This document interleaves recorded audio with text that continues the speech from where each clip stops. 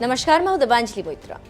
जिस मुलायम सिंह यादव और शिवपाल सिंह यादव ने जमीनी संघर्ष के बाद समाजवादी पार्टी को खड़ा किया और अपनी पार्टी के साथ परिवार के तमाम सदस्यों को भी जोड़कर उन्हें सियासत में उतरने का मौका दिया, 4 बार यूपी में सरकार बनाई। अब उसी पार्टी की जिम्मेदारी जब साल 2017 में अखिलेश यादव ने संभाली तो सबसे पहले मुलायम के भाई शिवपाल यादव ने सपा छोड़कर अपनी अलग पार्टी बना ली और अब 2022 का चुनाव आया तो मुलायम की छोटी बहू अपर्णा यादव ने भी सपा का साथ छोड़ दिया। उन्होंने कुछ ही दिनों पहले बीजेपी का दामन थाम लिया। अब बीजेपी में जाने के बाद सबसे बड़ा सवाल जो है वो ये है कि बीजेपी में जाने के बाद अपर्णा यादव क्या सपाई अध्यक्ष अखिलेश यादव के खिलाफ करहल में चुनाव प्रचार करेंगी।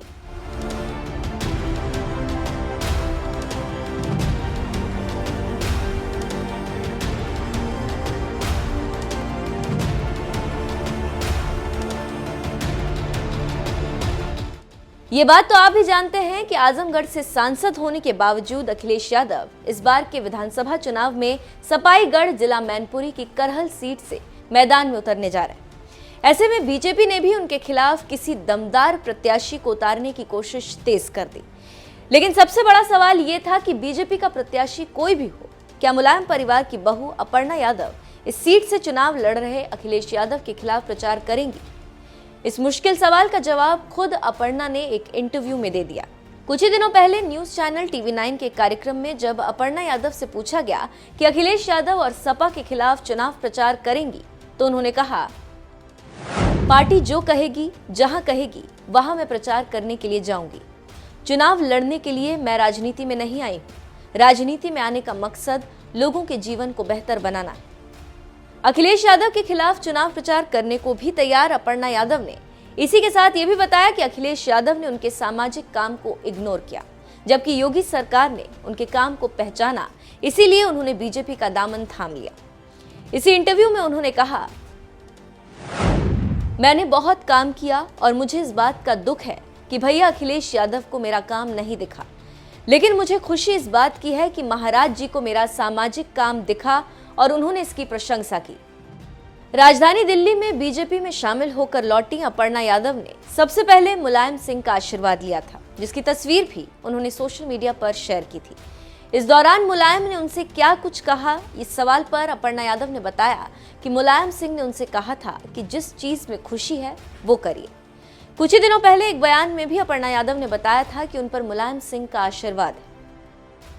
आप जब यहाँ गए थे, अखिलेश यादव का भी बयान आया, उन्होंने आपको बधाई तो दिया मगर ये भी कहा बहुत रोकने की कोशिश की गई। सर्वप्रथम मैं बहुत बहुत धन्यवाद देना चाहती हूँ उनका, और मैं बस यही कहूँगी कि बिल्कुल उन्होंने मुझे बहुत समझाया, उन्होंने मुझे काफ़ी राजनीतिक समझ दी। जी, नेताजी से जब मिली तो क्या बात हुई नेताजी? मैं नेताजी से कोई विमुख नहीं हूँ। मैं उस परिवार की बहू थी, बहू हूँ और बहू रहूँगी।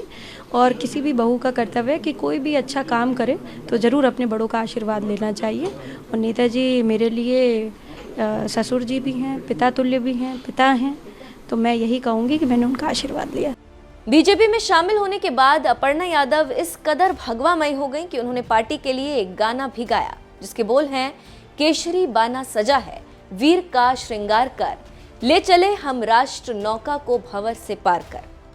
आपको बता दें, सूत्रों के हवाले से खबर आ रही है कि अखिलेश यादव के खिलाफ भी चुनाव प्रचार करने के लिए हुंकार भर चुकी बीजेपी नेता अपर्णा यादव को पार्टी उनके खिलाफ चुनाव मैदान में भी उतार सकती।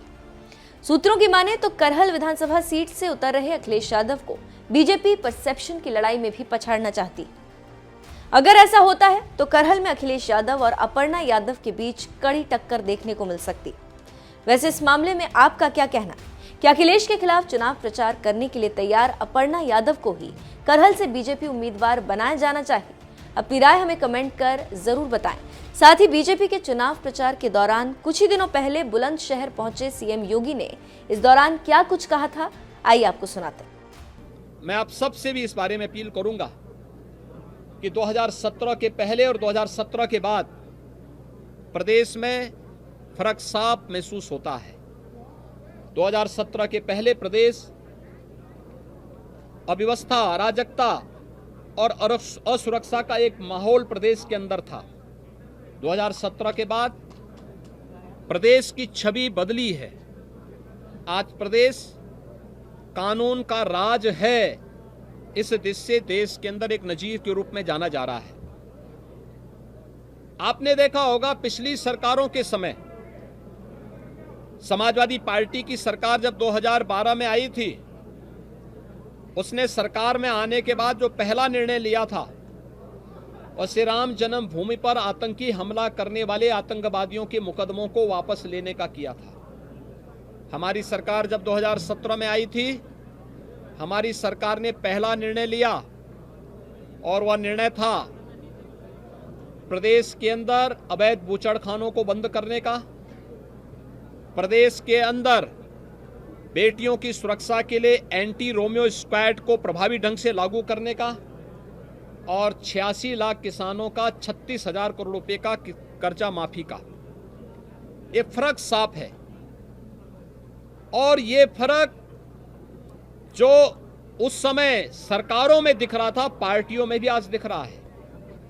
भारतीय जनता पार्टी की सूची आई है, 66% टिकट भारतीय जनता पार्टी की सूची में अनुसूचित जाति, जनजाति, पिछड़ी जाति, अति पिछड़ी जाति के प्रत्याशियों को प्राप्त हुए हैं।